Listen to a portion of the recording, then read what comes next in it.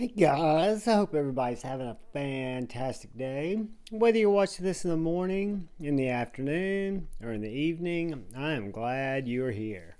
Today we've got a little older, kind of cool special knife to go over. But before we get started, I'm going to ask if you're so inclined and you've got the time, please hit that subscribe button down there below the video.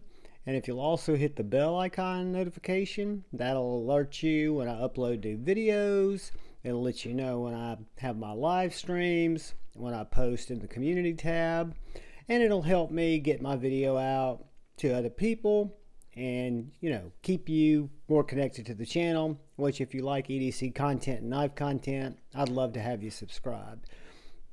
But this knife is one of the earlier knives from my collection, and it's from the Kizer blade series, and it is a Matt Degnan design called the Kizer Guru.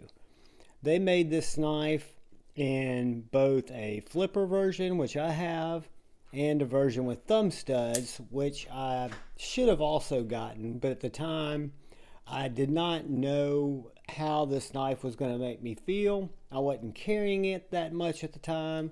I was new to frame locks.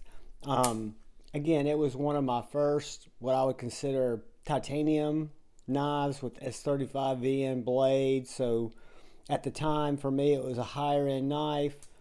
This knife's designed and works fantastically well. It's got a real nice kind of sheepsfooty blade with kind of a rough, not orange peel, but a stone tumbled titanium handle with a real nice titanium pocket clip. Very nice frame lock that has very good disengagement, has very good lockup, about 30%. The flipper tab is done very well, where it's got jimping that comes right down. You can push button this knife. You can light switch this knife. The detent is very good. I can't even get it to pull out without hitting that flipper, but when you hit that flipper, there's no way that you're going to fail this knife, because it does. It springs out. Just really does. It springs out of that handle, and it's got really good detent, which is one of the reasons when I got this knife, about 2 or 3 months after I got this knife, I noticed that they had its sibling knife, the thumbstud no flipper version, available. And at the time I was kind of like, I don't need two of the same style, which I still kind of believe that, but I've also picked up a couple of knives that were special enough for me in their first iteration that I wanted to get them in different configurations. And this Kizer Guru is really a good one. As far as my Kizer collection, which is very extensive, there are people I'm sure that have a lot more, but my Kizers, especially my blade series, I've got a very solid representation of them. We'll just say that. And this particular Guru is in my top 3. It is the perfect carry profile. It fits in my hand, which is a medium to large size hand. Behind that guard, that flipper tab, it fits it perfectly. However, I've got this full finger choil that allows me to really get a choked up grip on this knife. I can hold it in various different types of grips. It's great for processing cardboard. It is a 3/4 flat grind, to where the blade stock up at the spine is thick to about right here, and then it falls off. That flat grind comes down to a really keen edge. Let's just grab a little bit of Pew Pew Digest real quick.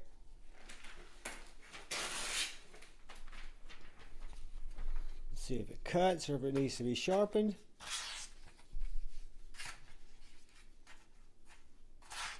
Am I hitting that finger choil? I am.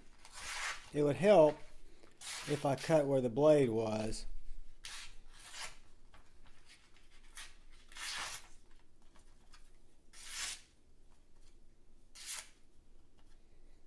It is very sharp, but looking at the time that this knife's been in my case and hadn't been used, it feels like it's got a very bitey edge, but it at least needs a good stropping. Probably wouldn't hurt to have it sharpened. When you look at this knife and the way that the finger choil is done, it also gives you just a really nice sharpening choil.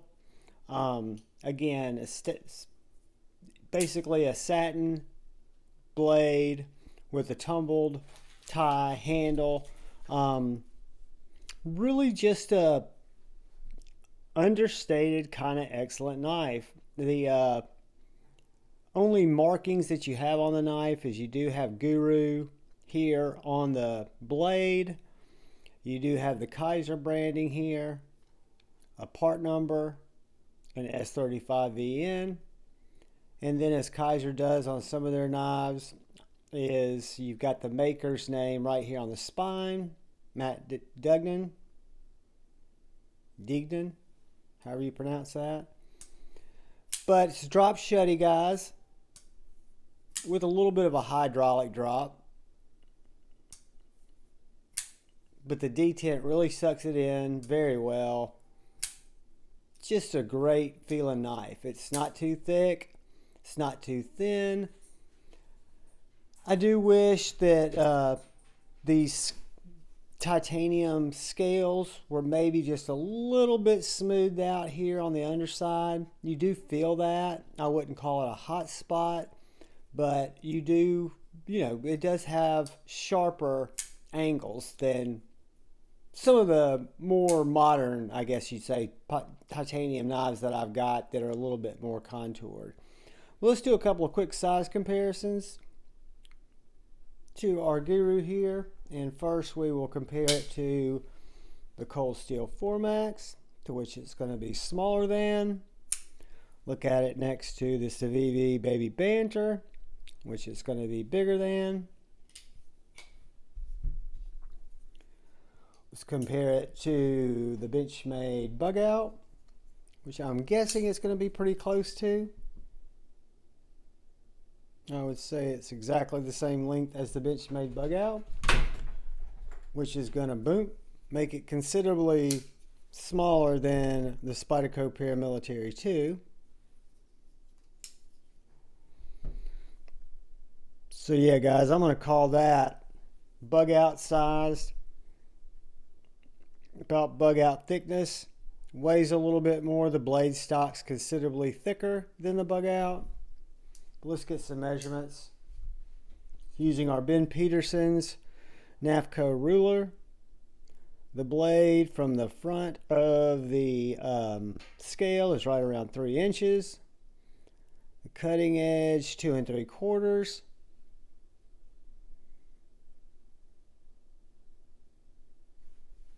The handle is going to be 4.5 inches.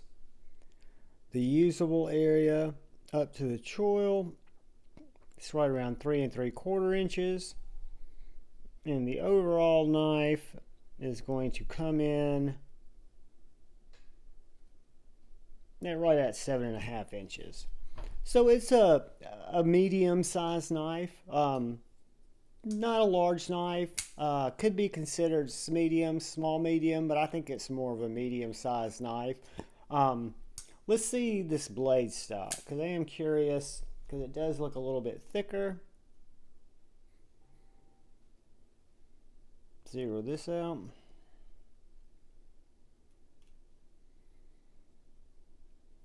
.13 at the spine, guys. 0.137. So that is some pretty thick blade stock. I would say this knife, even though I wouldn't pry with it, it's going to be more capable of doing some of those light prying tasks and more hard use tasks than some of the lighter knives. But guys, that's really it. That is the Kizer Guru, one of my favorite Blade Series knives from Kizer. It stayed in my collection. It's got some snail's trails on it, which mean it's got character. Oh yeah, T8 pivot, T8 on the body screws, T6s on the clip, T6s on the lock bar insert. But guys, I appreciate you stopping by the channel. I appreciate you checking out this video. I hope it was somehow informative. These knives still turn up from time to time. I see new old stock. You can get them for around anywhere from $115 to $185 depending on the retailer and how they're dealing. Please, again, if you haven't yet, hit that subscribe button, the bell notification icon. Feel free to give me a thumbs up, thumbs down, anything you'd like. I just appreciate the fact that you're here, and I do appreciate when you look out for the guy or girl to your left, look out for the guy or girl to your right, look out for one another, go forward with love in your heart, choose debate over hate. I love you all. Peace.